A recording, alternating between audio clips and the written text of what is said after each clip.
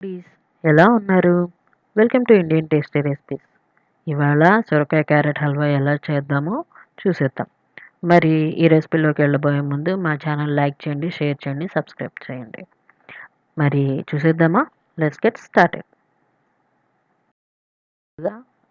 నేను పావు సొరకాయని ఒక 4 క్యారెట్లని తురిమి పెట్టేసుకున్నాను.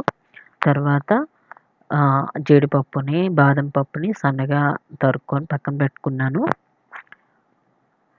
పాలు ఒక హాఫ్ లీటర్ అవన్నీ పక్కన పెట్టేసుకున్నాను. తర్వాత ఒక ప్యాన్లో ఒక 2 టేబుల్ స్పూన్స్ నెయ్యి వేసి ఈ జీడిపప్పుని, బాదం పప్పుని దోరగా వేయించుకోండి. గోల్డెన్ బ్రౌన్ కలర్ వచ్చేలాగా, లైట్ గోల్డెన్ బ్రౌన్ కలర్ ఈ టైంలో తీసేసుకోండి. ఇప్పుడు సేమ్ ప్యాన్లోనే ముందుగా మనం తురిమి పెట్టుకున్నాం కదా క్యారెట్, సొరకాయ ఇందులో వేసేసుకుందాం. ఇందులో పచ్చివాసన పోయేదాకా బాగా వేపుకోండి.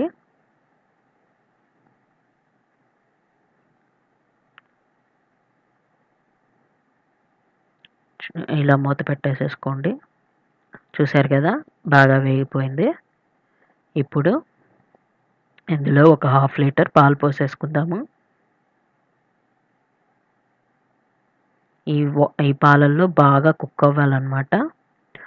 దాదాపు ఆల్మోస్ట్ పాలన్నీ బాగా ఎగిరిపోవాలి, బాగా ఉడికిపోవాలన్నమాట ఈ క్యారెట్, సొరకాయ అనేది. ఇది సమ్మర్ సీజన్లో కూడా పిల్లలకి మంచి చలువ చేస్తుందన్నమాట. మీ పిల్లలు ఎవరైతే వెజిటబుల్స్ తినరు అని అనుకుంటారో వాళ్ళకి ఇలా చేసి పెట్టండి. వాళ్ళు బాగా ఈ విధంగానన్నా వాళ్ళకి కూరగాయలు తింటారనమాట. చూసారు కదా ఆల్మోస్ట్ పాలన్నీ ఎగిరిపోవచ్చినాయి. మళ్ళీ ఇంకొక 5 మినిట్స్ కుక్ చేద్దాం. ఇంకొద్దిగా ఉన్నాయి. మూత పెట్టేసుకున్నాను.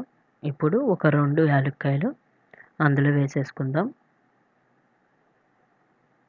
ఆ తర్వాత నేను ఇక్కడ ఒక పచ్చి కోవా యూజ్ చేస్తున్నానండి. స్వీటే ఉండదు.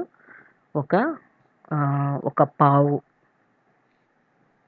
స్లైస్ వరకు నేను పచ్చి కోవా యూజ్ చేస్తున్నాను. మీకు అవసరం లేదనుకుంటే అది పూర్తిగా ఆప్షనల్. ఇప్పుడు ఒక హాఫ్ కప్పు చక్కెర వేసేసుకుందాం. ఈ స్వీట్ అనేది మీ టేస్ట్కి తగ్గట్టుగా అడ్జస్ట్ కూడా చేసుకోవచ్చు. నాకైతే హాఫ్ కప్ సరిపోతుంది. చూసారు కదా బాగా అది ఎంత పంచదార అంతా కరిగిపోయి చూడండి ఎంత జ్యూసీగా ఉందో. ఇప్పుడు ముందుగా వేయించి పెట్టుకున్న జీడిపప్పు వేసేసుకున్నాను ఇక్కడ. ఇంకా అంతే అండి, ఆల్మోస్ట్ రెడీ అయిపోయింది. మనం ఇంకా సర్వ్ చేసుకోవటమే. సొరకాయ carrot halwa ready.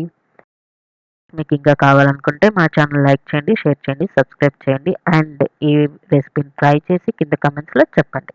Bye bye.